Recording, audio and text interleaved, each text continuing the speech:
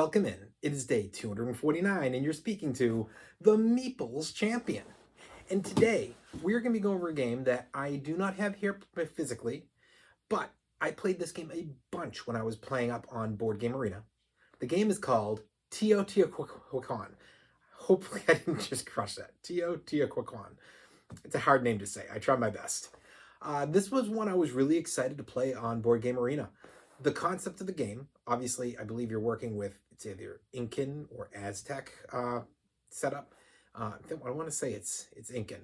And the idea is that you have this big outside area, and you basically got dice. You roll the dice, and then you can use the dice.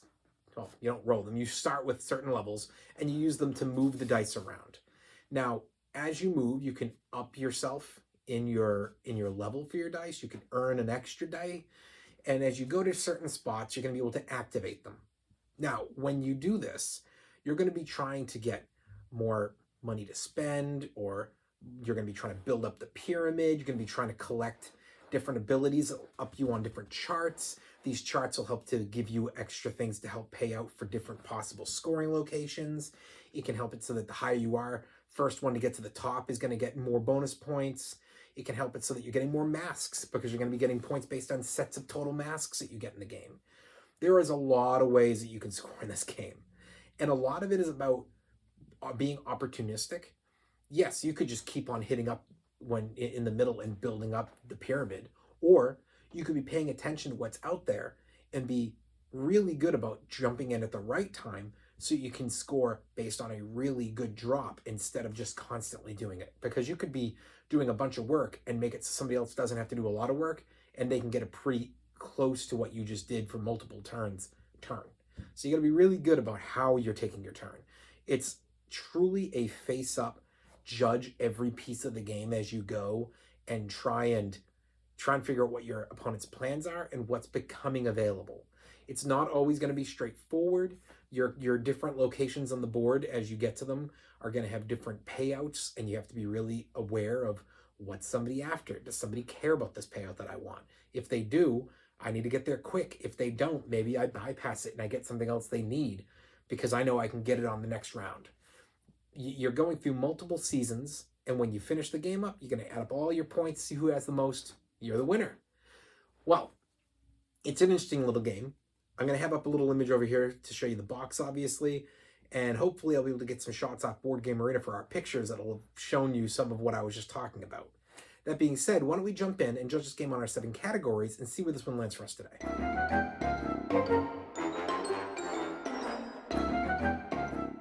When it comes to the art, the box is good. I don't think it's deterring by any means, but I think it's the type of box that grabs some people and not everybody. For me, it grabbed my attention immediately. Same as the setup. Now, I think the setup is a much stronger art. I think that if you're walking through a store, 1 to 5 is like a 3. It's not going to deter you. It's not necessarily going to grab most people. It's going to kind of be 50-50. Whereas if you walk through a convention and you see this set up, I think it might be pushing more towards a 4. I think when this is set up, the art of this game, the design of this game grabs an eye. But when you're seeing just the box, it doesn't always do that. For me, it's a strong box, and I have to give it thumbs up when it comes to art.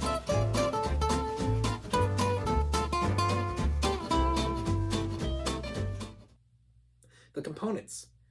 The components tend to be primarily that you're working with your dice, which are good, and really good cardboard. There's so much stuff in cardboard all over this board, and you have a lot of pieces. I've played this game through Board Game Arena, but I've seen it in person, and there is a lot to set up. So I can't imagine that this game is a very short setup time.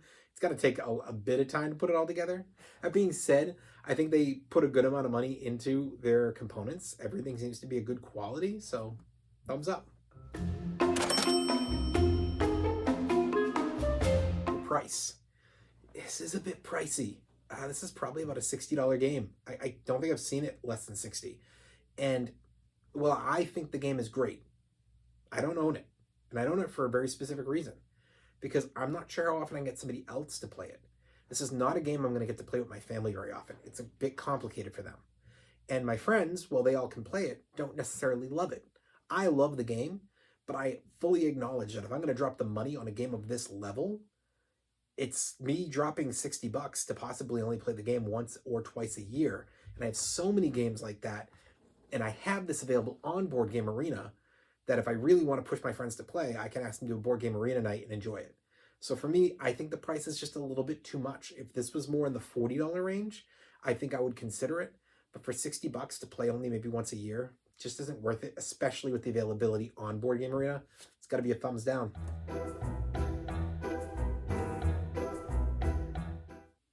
Difficulty. I just said it. It's not one for family. This game is not one for kids or for beginners. It's way too complicated for them. This is a game that's going to be for experienced and for experts. The problem is that I think that this game comes with a lot that, well, I don't think an experienced or an expert's going to get lost. I think that you're going to find a lot of them prefer other games that are going to give them a little bit more theme and going to give them a little bit more strategy without as much setup. And so I think that you're only going to get probably half and half on those, whereas you're losing the bottom two. It's not enough. I don't think the game is impossible to learn, but I do think this is one that's going to be a burden for a lot. So thumbs down.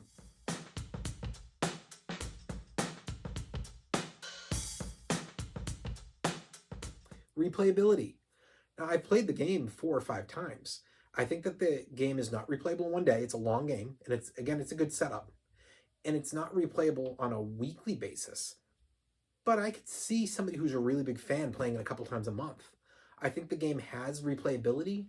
It's just, if you're losing your kids, if you're losing the beginners, and if most experienced and experts are going to kind of go half and half on it, and if it's one that even me, as somebody who loves the game, won't buy because I know it's not going to get to the table very often, I mean, we have to judge it off of my Board Game Arena plays, I guess. And at that point, it's like, yeah, I played 4 or 5 times over a year ago. Since having gone off Board Game Arena, I don't often get to play with my friends there. We're trying to bring it back in rotation because we're thinking of doing an additional night. That way we can play some games or some smaller games that way. But we haven't yet. And so this game has just sat to the wayside, and I haven't been willing to buy it. I think there's replayability there, but I have to judge it on what's going on now, which is thumbs down.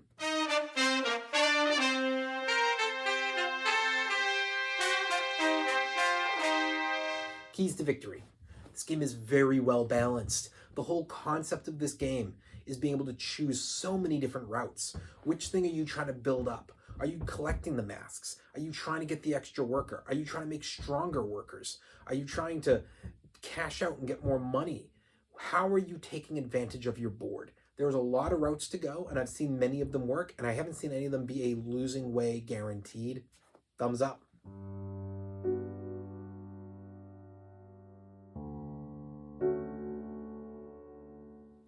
Is the game unique? Now, I've been told there are other games with your worker placement being a die.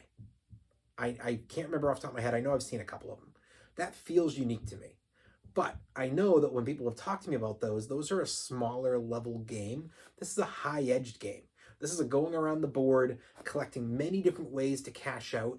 It's almost like an Ameritrash game, you know, if you've heard that term, knowing that that means it tends to be that there's loads of point scoring. This game has loads of point scoring. But to do that in a round-the-board style with a worker placement die placement is, to me, extremely unique. There's not another game that when I want this experience, I compare this to. Now, maybe I just haven't played enough like this, and that's why. But based on what I had seen and what I've heard, I haven't seen anything that really compares to it. I gotta give it thumbs up for unique. Overall, what do I think? If you have an opportunity to have that Board Game Arena pass, I always tell people, even if you don't want to pay for it, just know somebody who does, go on there and enjoy some games and try this one. Is it one that you have to own? Absolutely not. Is it one that, if you love it, you would buy? Maybe not. Maybe you'll still just stick to the Board Game Arena area. But I think this game's a really fun one to give a shot to, and I highly recommend it. It's one of the most highly recommends, I would say, to try playing that I wouldn't say you have to go buy. It's, for me, one that I'm very happy I played, and I really would like to add to the collection one day. I'm just holding back for now. Who knows? PAX East is coming up soon. Maybe I'll add it to the collection while I'm there, but I'm not going to be jumping at anything quite yet. Well, it has been day 249, and we've been speaking about the game Teotihuacan City of Gods. And you've been speaking to the Meeples champion. Like, share, subscribe, and check down below in the description. I'll be adding an Amazon link in case you want to get this game for your collection. Until next time, I'll talk to you tomorrow.